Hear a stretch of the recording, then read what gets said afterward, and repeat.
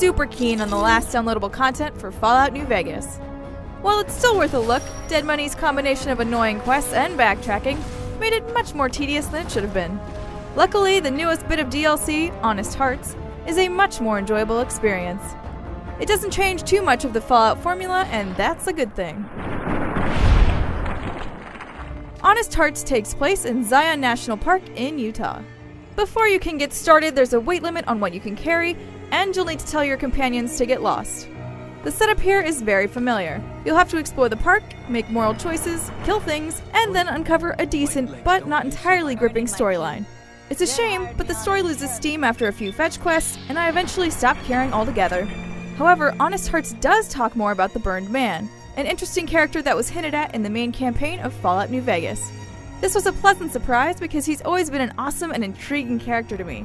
I mean, Caesar had him set on fire and thrown off of a cliff, and yet he's still supposedly wandering the desert. That's pretty badass. In typical Fallout fashion, the DLC will have you make a tough choice at the end that will affect everyone in the park.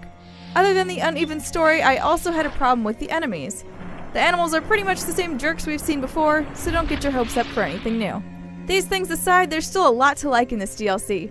The national park is a beautiful place to visit. It's radiation-free, and the new weather patterns are a really nice touch. Downloading Honest Hearts raises the level cap by 5 again, and there's some interesting loot to obtain. Oh, and for those wondering, fast travel's back, which makes me very happy.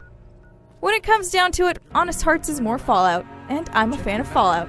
If you want a beautiful new location to explore, a higher level cap, and more info about the Burned Man, feel free to download away for $10 or 800 Microsoft points. For more info on New Vegas and the rest of its downloadable content, head over to IGN.com.